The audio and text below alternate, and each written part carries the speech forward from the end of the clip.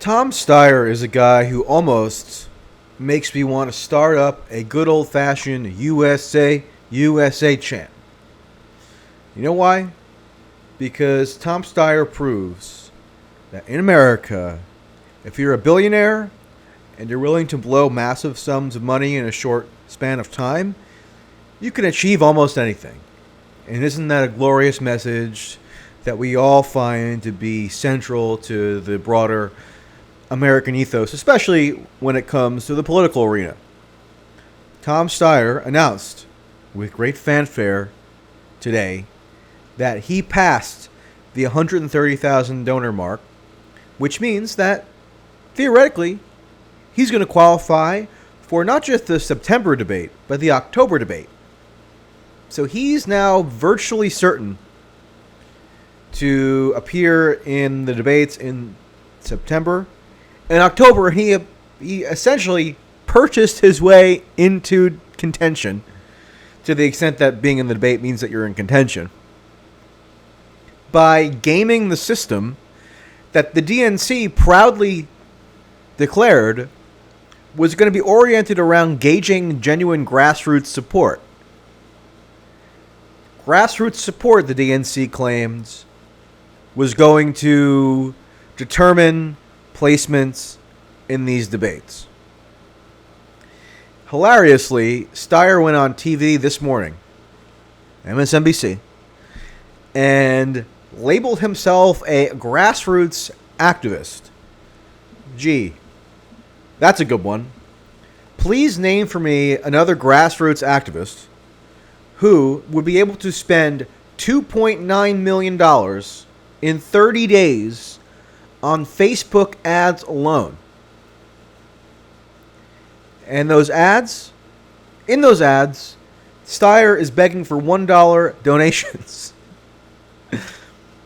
So it's the most economically inverted method for actually generating enough quote-unquote support to get into these debates, because he's burning money to do it. As of August 11th, and this is according to Facebook's own data, which you can actually go look at for yourself. It's right on their website. He is spending, Steyer, $140,000 per day on Facebook. Again, begging people to give him $1 so he has his big chance in the limelight. Does anybody remember when there was a hysteria throughout 2016, 17, and 18, and even to some extent up until the present, about how Facebook's conduct with regard to ads and foreign intervention and all that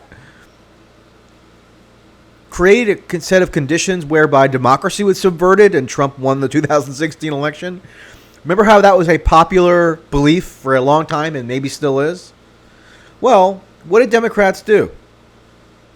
They designed a system for debate qualifications that ended up enriching Facebook to a spectacularly ridiculous degree. So Tom Steyer, he's, playing by the rules here. There's nothing which precludes him from spending an enormous amount of money on Facebook to solicit these $1 donations. But it shows how the rules themselves are open to subversion, you could say, or a gamification. And so when somebody tells you that, this candidate or that candidate is excluded from the debates, and it's right and proper because they knew the rules all along, so this would apply to Tulsi Gabbard and Marianne Williamson, maybe even Jay Inslee, all of whom look poised to meet at least the one criteria for 130,000 donors. Whenever people argue that, they just didn't make it, so you got to live with it, and they all knew the rules, well, Tom Steyer perfectly demonstrates that the rules are open to manipulation if you have enough money. So what's the point of the rules in the first place? The rules actually failed to gauge which candidates have the most genuine grassroots support. So I guess, in a way, congratulations to Tom Steyer, because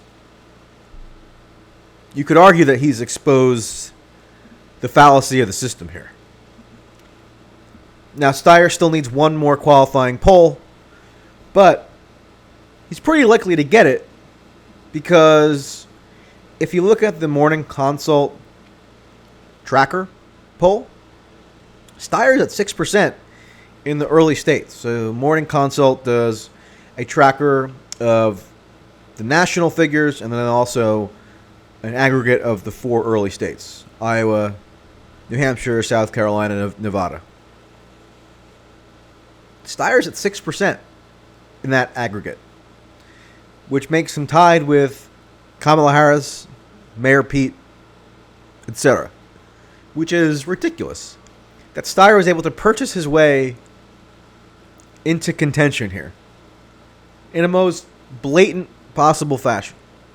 Now, he's also flooded the airwaves in the early states on TV, and that combined with, the mailers that he's sending out and the digital ads has kind of boosted his support enough that he seems poised within probably a couple days, maybe a week, to officially qualify for not just one, but 2 debates. And because impeachment is Steyer's hobby horse, and he spent the past 2+ years putting together a gigantic email list for his organization Need to Impeach, and then suddenly, overnight, converted that into his campaign email list,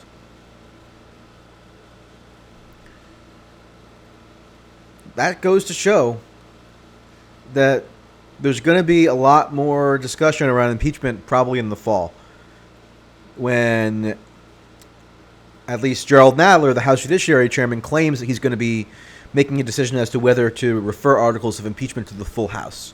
Now, Nadler claims that impeachment proceedings are underway. 52% of the Democratic caucus in the House has called for official impeachment proceedings, with another one joining the tally just today: David Price of North Carolina. So a critical mass on that issue has already been reached, but Steyer's presence in the debates could increase pressure on the other candidates to take the aggressive stance that he has. Now, the other candidates already have an aggressive stance for the most part, Warren being the primary example there. But Steyer's very presence is going to ensure that impeachment remains a living issue, which it already is anyway. So he's getting his money worth. He's getting his money's worth here. I mean, he's somebody who obviously was working up to this moment, and if you believe his denials earlier in the year that he was not planning on running for president, you are now pretty much a dupe. Because he's 62, this might be his last foray into any kind of national politics on this scale, and he's making the most of it. So God bless you, Tom Steyer. God bless America. And I'll talk to you later.